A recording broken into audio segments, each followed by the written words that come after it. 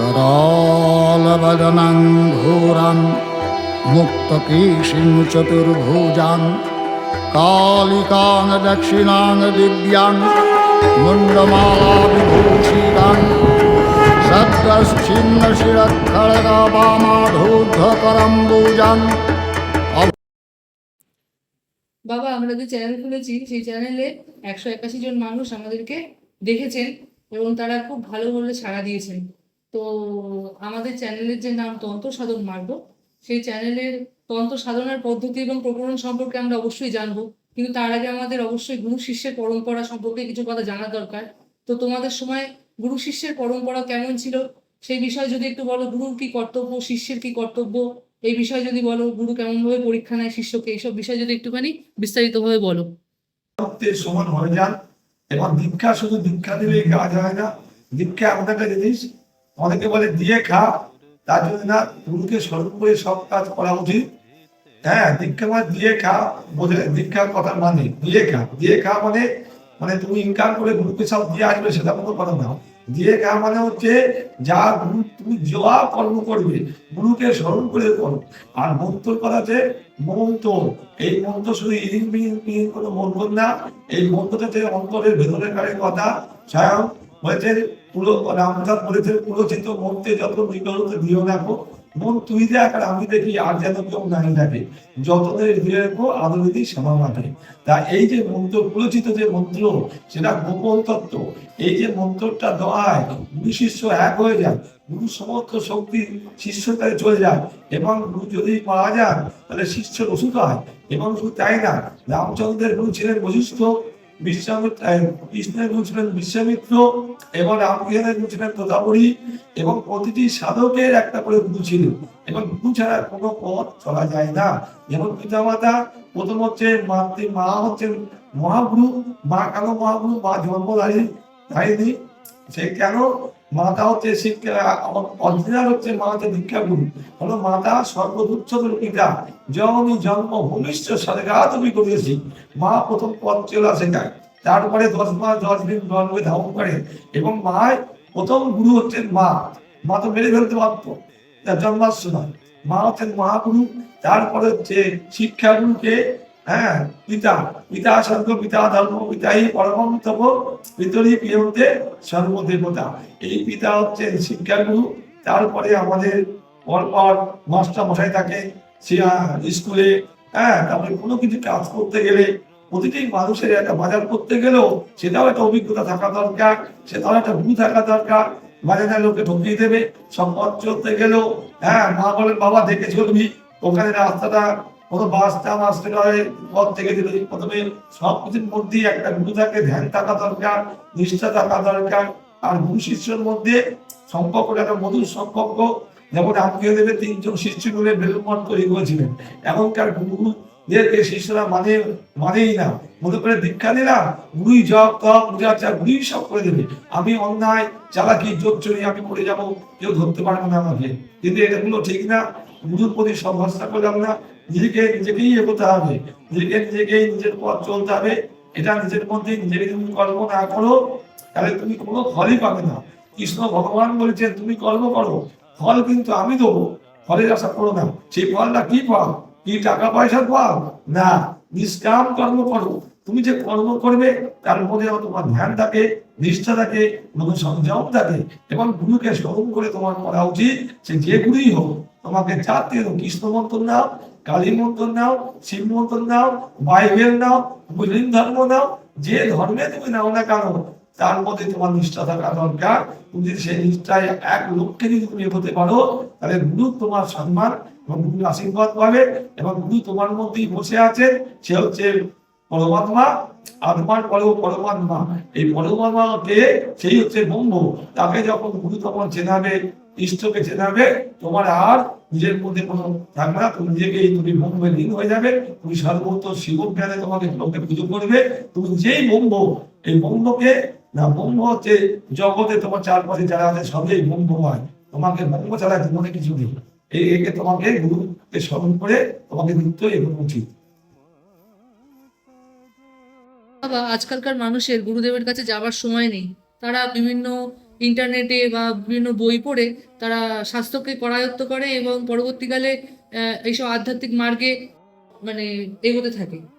হ্যাঁ, তাহলে তুমি একটুখানি বলো যে গুরুর নির্দেশ নিয়ে চলা এবং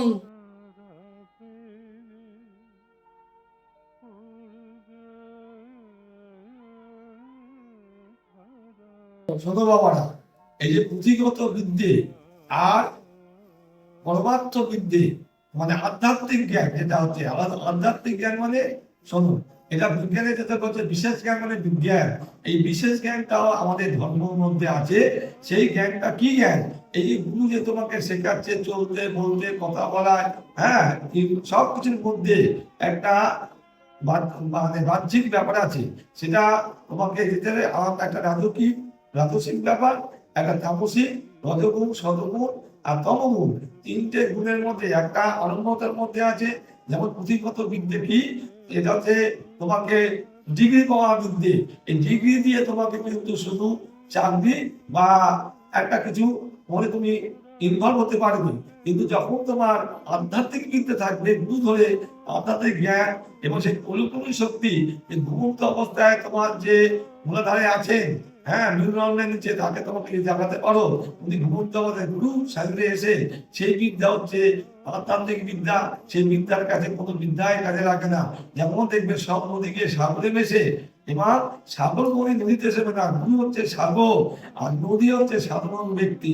নদী দিক পাল্টায়, শিষ্যরা নানা রকম দিকে যেতে পারে, ভ্রষ্ট হতে পারে, কিন্তু গুরু এক জায়গায় অঞ্চল স্থির থাকে সাগরের মতো। সাগর কিন্তু মনে রেখে রেখে নদীতে পারে না। তোমাকেও সেই সাগরে গিয়ে তুমি একবার ডুব দাও, দেখতে হবে কি তার ঢেউ।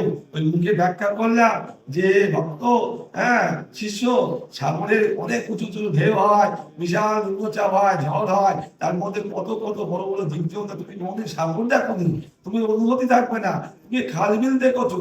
কিন্তু যখন তুমি সাগরে গিয়ে একবার সামনে গিয়ে দাঁড়াবে, তার গর্জন, তার ঢেউ দেখলে তোমার মনে হবে সত্যিকারে আমি সাগরে এসেছি।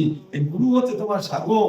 এবং এই পুঁথিগত বিদ্যা হচ্ছে এই খানা মিল, এই প্রথম অবকাঠা প্রাথমিক স্তর, এটা দিয়ে শুধু দু পয়সা ইনকাম করা যায়। আর কিন্তু পরমার্থ বিদ্যা দিয়ে তোমাকে উপরে সারা জীবনের যে বিদ্যা জ্ঞান, সেটা হচ্ছে আধ্যাত্মিক জ্ঞান, পরমার্থ জ্ঞান, বিশেষ জ্ঞান, সেটা তোমার মধ্যেই আছে। তোমাকে সেই সংগ্রাম করে, সেই গুরু শক্তি জাগৃত করে, তোমাকে সেই মনোরাত্মিক মধ্যে সেই সাতটা চক্র আছে তোমার মধ্যে। তোমাকে জ্ঞান চক্র মধ্যে যে তিনায়ন আছে, আজ্ঞা চক্র মেন বিশেষ, সেই চক্রকে তোমাকে বলতে হবে। সেই চক্রকে জ্ঞান চক্র যদি তোমার ভুলে যায়, গুরুর কাছে এসে তুমি সেই পরমার্থ লাভ করবে। তখন পুঁথিগত জ্ঞান আর তোমার কাছে কিছুই মনে হবে না। আচ্ছা বাবা, প্রকৃত গুরু শিষ্যকে কোন পরীক্ষাগুলি নেন? অনেক শিষ্য আছেন যারা মানে গুরু সান্নিধ্য করতে ভয় পান, যে গুরু আমাকে কেমন পরীক্ষা নেবে, আমি হয়তো জীবনে হয়তো ভালো মানুষ না, গুরু আমার প্রতি কি করবেন, এবং প্রকৃত শিষ্যের কর্তব্য কি সেই বিষয়েও তারা অবগত নয়। তো আপনি যদি একটুখানি আমাদেরকে খুলে বলেন যে প্রকৃত গুরু কেমন পরীক্ষা নেন শিষ্যকে এবং শিষ্যের কর্তব্য কি সেসব পরীক্ষায়। শোনো বাবারা, প্রকৃত গুরু চিনতে গেলে তোমাকে গুরু চিনতে হবে কি, যার মধ্যে ভক্তি, বৈরাগ্য, জ্ঞান আর ত্যাগ, এই যে কথাগুলো আছে তার মধ্যে ভক্তি, বৈরাগ্য, জ্ঞান আর ত্যাগ, ইনি হচ্ছেন সৎগুরু। তুমি সৎগুরু চিনতে গেলে তাকে বারবার বাজিয়ে নিতে হবে। যেমন রামকৃষ্ণদেবকে বিবেকানন্দ বারবার বাজিয়ে দিয়েছিলেন যে গুরু কেমন। তোমাকেও চিনতে হবে গুরু কেমন, আর গুরুকেও চিনতে হবে শিষ্য কেমন। শিষ্য যদি আসে মত মাতাল, তাকেও তোমাকে ভালো করতে হবে, কারণ তুমি গুরু। তোমার পাঁচটা সন্তান, তাই পাঁচটা সন্তান, একটা সন্তান খারাপ হতেই পারে। তা তোমাকে কিন্তু জানতে হবে যে এই সন্তানটাকে আমি ভালো করবো, তবে তুমি সৎগুরু, তুমি শুদ্ধ পথে নিয়ে যাবে। তোমার গুরু সাথে এসে সেই যেন প্রকৃত মানুষ হতে পারে। তাই ঠাকুর আমাকে ওদের, হ্যাঁ, সবাইকে নিজের সন্তানের মতন করে শুদ্ধভাবে জ্ঞান দিয়েছেন। যাও তুমি হাসি মুখে ভালোবাসতেন। বীজ ঘোষ আর মাতাল ছিলেন, তাকেও উনি বলছেন আশীর্বাদ দিয়ে গেছেন। বেশরা রুটি কিনে দিনি, তাকেও উনি চৈতন্য দিয়ে গেছেন। শিষ্যকে গুরু যেমন চিনবে, গুরুকেও শিষ্য চিনবে। এই দুজনের মধ্যে সম্পর্ক যদি মধুর হয়, তবেই আধ্যাত্মিক দিকে এগোতে পারবে। হ্যাঁ, যেমন রান্না করে রাঁধুনি যেমন মনে করে আমি মশলা কম দেবো কি বেশি দেবো, তার মধ্যে সেই জ্ঞানটা থাকে। এবং গুরুর মধ্যেও সেটা থাকে, কোন শিষ্যকে আমি কেমন ভাব দিলে সে সেই পথে এগোতে পারবে। যেমন আমি যেমন মনে করো একটা মানে অখাদ্য খাবার মধ্যে আমি একটা একদম দুধের মধ্যে এক ফোঁটা গরুর চুনে ফেলে দিই, দুধটা তো কেটে যাবে। তাহলে যেহেতু আমি যদি শিষ্যকে যদি জাজমেন্ট না করতে পারি, ঠিক না করতে পারি, আমি বন্ধ শিষ্যকে আমি একটা অমৃতের ভান্ডার দিয়ে দিলাম, হ্যাঁ, সে তো রাখতে পারবে না, সে মানে তো বুঝবে না, তাহলে তাকে দিয়ে লাভ নেই। যে অমৃতের ভান্ডার বুঝবে তাকেই সেই অমৃতের ভান্ডারটা দিতে হবে। একটা বাচ্চা ছেলের হাতে যদি একটা অস্ত্র তুলে দিই, সে নিজেকে কেটে কুটে বসে থাকবে। তাই বলছে যোগ্য লোকের হাতে যোগ্য জিনিস দেওয়া উচিত। এই শিষ্য যেমন বিবেকানন্দ, রামকেহদের কত কত শিষ্য ছিলেন, তা সবাই কিন্তু বিবেকানন্দ করতে পারতেন। কারণ রামকেহদের কেন বিবেকানন্দকে বিশেষ ভাবে ভালোবাসতেন এত শিষ্য থাকতে, তার মধ্যে বিশেষ জ্ঞান ছিলেন বলেই বিবেকানন্দ, বিবেক আনন্দ, যে বিবেককে আনন্দ দেয় সেই হচ্ছে বিবেকানন্দ। তখন নিজেই বুঝতে পেরেছিলেন ওনার সাধনা দিয়ে এরকম সাধনায় সত্যিকারী যদি সদ্গুরু হয় তাহলে সে শিষ্যকে চিনতে পারবে এবং তাকেই নিজের করে নেন, এবং সেও গুরুকে মাথায় করে রাখে আর গুরু শিষ্যকে মাথায় করে রাখে। এইটা গুরু শিষ্যের মধ্যে সম্পর্ক মনে থাকে, এর মধ্যে কোনো চালাকি থাকে না। বাহ, খুব সুন্দর লাগলো। আচ্ছা বাবা, আজকাল ঘরে ঘরে তান্ত্রিক, আজকাল ঘরে ঘরে এইসব বিষয় নিয়ে খুব আগ্রহ মানুষের, তো তন্ত্র সাধনা এর মূল উদ্দেশ্য কি এবং এই জিনিসটা কি আসলে, সেটা তুমি আমাদেরকে বুঝিয়ে একটু বলো। শোনো বাবারা, তন্ত্র সাধনা এমন একটা জিনিস, শিবের নিজে শিব হচ্ছে তন্ত্রম, তন্ত্রমটা শিবের মুখস্থিত নিজের বাণী, নিজের মুখ থেকে স্বামী দেবাদিদেব শঙ্কর উনি বার করেছিলেন। শঙ্কর কথার মানে তারপরে শিব, ভয়ে কৃষ্ণ আর ভয়ে রাম, যার মধ্যে তিনটি আছে তিনি শঙ্কর। আর শঙ্কর সত্য, শিব ও সুন্দর, উনি তন্ত্রম, ওনার মুখস্থিত বাণী হচ্ছে তন্ত্র। অনেকে আজকালকার সাধুরা জানে না, সব নিজেরাই বলছে আমরা গোলা সিদ্ধ, আলু সিদ্ধ, পটল সিদ্ধ, কেউ কিছু জানে না। আর সবাই বলছে আমরা কামাখ্যা থেকে এসেছি, অমুক মন্দির থেকে এসেছি, হিমালয় বলে আমাদের সাধনা কারোর কোনো যোগ্যতাই নেই, কেউ কিছু জানে না। এগুলো আমার মুখে নিন্দা করা ঠিক না, কেননা যে যেভাবে নেবে ভাবই হচ্ছে মানুষের আসল। কিন্তু এগুলো দিয়ে বিশাল একটা ব্যবসা চক্র চলছে, নিজেকে দিয়ে এই টিভি চ্যানেলে, মোবাইল চ্যানেলে নানা রকম ভাবে এরা উঠেছে। এরা আসল তত্ত্বই যায় না, দু পয়সার বই পড়েছে, শাস্ত্রী ফাস্ত্রী হয়েছে আর এইসব করে চলছে। আসল তত্ত্বটা বাবারা আজকে শোনো। এই তন্ত্র হচ্ছে তন্ত্র হচ্ছে কে, মা পার্বতীকে, শিবকে যখন মা পার্বতী বিয়ে করেছিলেন, উনি তখন সাধারণ লোকের মতনই ছিলেন। হিমালয় কৈলাসে উনি নিয়ে গেলেন অমরনাথ গুহার মধ্যে, নিয়ে গিয়ে ওনাকে মরার মাথার উপরে বসিয়ে যজ্ঞ করে ওনাকে তন্ত্র শিক্ষা দিয়েছিলেন। এবং তন্ত্র হচ্ছে কালীর বিশেষ, তন্ত্র হচ্ছে মহাকাল, এই যে উত্র রূপ, এই যে তন্ত্র, তন্ত্রটা কি না হচ্ছে মা হরিহর ত্রিশক্তি, ত্রিশক্তিকে যদি মুসলিম যাও দেখতে হবে কালী, দুর্গা, সরস্বতী, ব্রহ্মা, বিষ্ণু, মহেশ্বর আমরা যেটা বলি।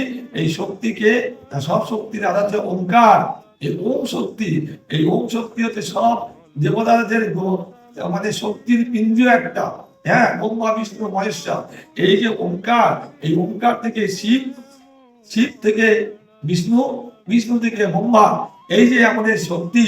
কিন্তু আমরা সবাই জানতে হবে আমরা সেই শক্তির সব আধার, আমরা এনাদের থেকে এসছি। আমরা কেউ আলাদা আলাদা ভাবে আসেনি, আমরা সব মনুপুত্র, মনুষ্য।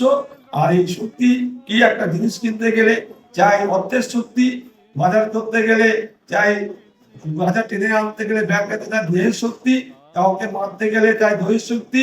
এই কতটা শক্তি, এই শক্তিগুলো কিন্তু তন্ত্র শক্তি না।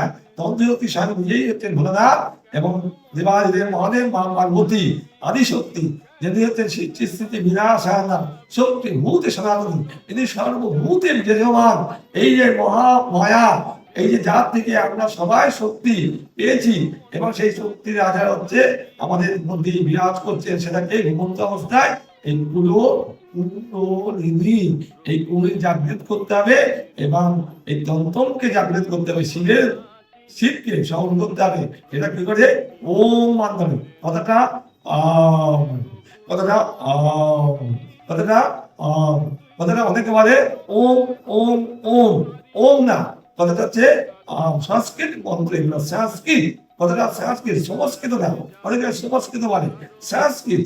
এই সংস্কৃত উচ্চারণ অনেকেই যায় না, অনেকে উল্টো পাল্টা উচ্চারণ করে, হ্যাঁ, মনে করে একটা চন্দ্রবিন্দু অনেশ্বর লাগিয়ে দিলে সংস্কৃত মন্ত্র হয়ে গেল, অত সহজ না। ওই জন্য গুরু দরকার। গুরু কেন? দেখো, বট গাছে অনেক ফল ফলে, তার বট গাছের তলায় গিয়ে একটা চারাও পাবে না, কিন্তু যদি গরু ছাগল খেয়ে ফেলে তাতেও চারা বেরোবে না। বাদুর যদি খেয়ে লালাবিশ্বর করে বাড়ির পাঁচিলে, ছাদের উপরে, সেখান থেকে চারা বাঁধায়। তোমাকে জানতে হবে সেই সিদ্ধ গুরু, সে তার মধ্যে ভক্তি, বৈরাগ্য, জ্ঞান আর ত্যাগ আছে, তার কাছে যেতে হবে তোমাকে, সেই শুদ্ধ গুরুর কাছে, সৎ গুরুর কাছে। সে তোমাকে বলবে, সে পথ দেখাবে। এই তন্ত্র সাধনা কি? এই গুরু ছাড়া মুখে এগুলো বলে ব্যক্ত করা যায় না। কেমন এর বিশাল ব্যাপার, যেন ব্রহ্মাণ্ডের যেমন মাপা যায় না, হ্যাঁ, যেমন কাশীর গঙ্গাকে মাপা যায় না, দেখতে মানে সরু, তাকে কোনদিন ভিতে ফেলে মাপা যায় না। ভগবান তো মাপা যায় না, ভগবানের কথা বলে শেষ করে না। আর তন্ত্র কথা বলে, সে তন্ত্রটা কি জিনিস? যে গুরুর কাছে, সে গুরুই তোমাকে বলে দেবে কি করে তুমি এই পথে যাবে, কি করে সিদ্ধি লাভ করবে। এগুলো মুখে বলা যায় না, এগুলো সম্পূর্ণ অনুভব এবং গুরু শিষ্যের মধ্যে ভেতর করে মুক্ত ব্যাপার। এটা শিবের মুখস্থিত বাণী, সেটা গুরুই একমাত্র শিষ্যকে ওনাকে দিতে পারে এবং বিশেষ ভাবে তোমাকে বুঝিয়ে দেবে। আচ্ছা বাবা, যারা তোমার কাছে আসতে চান, যারা তোমার মাধ্যমে নিজের সমস্যার সমাধান করতে চান, বা তোমাকে গুরু হিসাবে যারা নির্বাচন করে ফেলেছেন, তারা তোমার কাছে কি করে আসবেন যদি একটুখানি বলো। সুন্দর বাবারা, অনেক তো রাস্তাঘাটে ব্যানার বোর্ড দেখতে পাও। দাদা, আমার কোনো ব্যানার বোর্ড নেই বাবা। আমার লোকের মুখে মুখে প্রচার। আমার আমার আমার ছোটবেলা থেকে আমি এই লাইনে আছি, মানে সারদা লাইনে। আমার বাবার জ্যাঠামশাই সবাই এই সারদা লাইনে। আমার বাবা জ্যাঠা স্বামী তৎপ্রসন্ন, আমার বাবার হচ্ছেন স্বামী তৎপ্রসন্ন মহারাজ, আমার বাবা জ্যাঠা স্বামী অভয়ানন্দ সরস্বতী। ওনার এই যে সান্নিধ্যে আমরা আছি, এবার আমরা গুরুবংশ। আমার কাছে আসতে গেলে বাবা সমস্ত সমাধানে আমি করি। আমার কাছে আসতে গেলে কোনো পয়সা করে লাগে না। আমি শুধু যতটুকু কেনাকাটায় পয়সা লাগে সেইটুকু আমি নিই। এখানে আসতে গেলে যে কোনো বাসে এসে মধ্যমগ্রাম চৌমাথায় আসবে। এই মধ্যমগ্রাম চৌমাথা থেকে বাদু রোডের অটো, ম্যাজিক, অনেক কিছুই আছে, পেয়ে যাবে। এসে বাদু ইটখোলা গীতাঞ্জলিতে নামবে। এই গীতাঞ্জলি নেবে। আমার ফোন নম্বর দেওয়া রইল এই মোবাইলের মধ্যে। তুমি মোবাইলে আমাকে ফোন করতে পারবে। এসে বলবে শঙ্কর বাবার মন্দির, শঙ্করানন্দ মহারাজ, এখানে এসে তুমি বলবে আমাকে, বা আমাকে একটা ফোন করে দিতে পারো। আমার ভেতরে মন্দিরে আশ্রম, এখানে প্রতি অমাবস্যায় যজ্ঞ ভক্তদের বিনা পয়সায় করানো হয় এবং মায়ের প্রসাদ সেবার ব্যবস্থা বসিয়ে সেবা দেওয়া হয়। তার জন্য একটা পয়সাও কারো থেকে দান দক্ষিণা নেওয়া হয় না। যদি আমাকে দিয়ে কেউ কাজকর্ম করায়, এই জন্য আমি সেই ঘরে সেখানে বিয়ে পৈতে অনুষ্ঠান সবকিছুই আমি করে দিই। এগুলো আমার খরচা দিয়ে, এবং তার মধ্যে যে ভক্তি করে আমাকে কিছু দেয়, সেইটুকু পয়সা দিয়ে আমার মন্দিরে আশ্রম চলে। আমি কারোর থেকে কোনো দাবি দাবা করি না। আমি খুব স্বল্প পয়সার মধ্যে কাজ করি এবং স্টোন, পাথর এবং রুদ্রাক্ষ সব ফ্রি দিয়ে মানুষের জন্য আমার থেকে প্রচুর দীক্ষা হয়। এবং 7ই মাঘ মন্দিরের বার্ষিক অনুষ্ঠান, 22শে জানুয়ারি আর অনুভূতির সময় আমি কামাখ্যায় থাকি। তেমন আমার আশ্রম আছে পুজলিঙ্গে, ভুবনেশ্বরী নিচে। আপনারাও যেতে পারেন আমার সঙ্গে। এবং আমার তারাপীঠে মাঝে মধ্যেই আমি গিয়ে হোম করি শ্মশান জায়গায়। হ্যাঁ, তারাপীঠে আমাকে সবাই চেনে, কিন্তু আমি এসব পরিচয় কাউকে দিই না। আপনারা আসুন, এখানে খুব ভালো লাগবে। আর একটু সময় নিয়ে আসবেন, ধর্ম কথা, আধ্যাত্মিক কথা শুনবেন। আমার লেখা বই আছে তন্ত্রমন্দির সাহিত্য, আর একটা বই যে মন নিয়ন্ত্রণের বই। আমাদের আসুন, খুব ভালো লাগবে আমার আশ্রমে। হ্যাঁ, আপনাদের মানে প্রতিটি ভাই বোন, আমার মাতা পিতাকে আমি বলি আমার এখানে আসুন। অন্য জায়গায় তো গেছেন অনেক জায়গায়, একবার এসে দেখুন আমার কাছে, যে এখানে এলে আপনার কেমন বিশ্বাস ভক্তি জাগে কি না জাগে। একবার আসুন এই পথে। আমরা আজকে গুরুদেবের কাছ থেকে অনেক কথাই শুনলাম, গুরু শিষ্যের পরম্পরার কথা, তন্ত্রের কথা, এবং আরো গভীরে আমরা যাব। তন্ত্রের বিশেষ প্রকরণ, বিভিন্ন পূজা পদ্ধতি, বিভিন্ন দেবদেবীর আরাধনা, উপাসনা, সমস্ত কথাই আমরা শুনবো। আর এই ভিডিওটিকে আপনারা ভালো লাগলে আপনারা এই চ্যানেলটিকে অবশ্যই লাইক, সাবস্ক্রাইব করুন। এবং গুরুদেবের কাছে যদি আপনাদের মনে হয় সেরকম যে আপনাদের জীবনের সমস্যার সমাধান হচ্ছে, আপনারা আধ্যাত্মিক আলোর আলোকে আলোকিত হচ্ছেন, তাহলে আপনারা অবশ্যই গুরুদেবের কাছে আসুন এবং দেখুন। এখানকার পরিবেশ খুবই সুন্দর, আমাদের খুবই ভালো লাগে। আমরা শিষ্যরা নিজেদের মতো আসি এখানে, এবং গুরুদেব নিজের মতো করে সহজ সরল ভাষায় সবকিছু বুঝিয়ে দেন। আপনারা আসুন এবং দেখুন গুরুদেবকে। অনেক জায়গায় তো গেছেন, একবার আমি অনুরোধ করবো আপনাদের কাছে, আপনারা একবার এখানে এসে দেখুন। যত ভালোবাসে বোঝা যাবে মৃত্যু শেষে, মোলে দণ্ড দু চার কান্না কাটি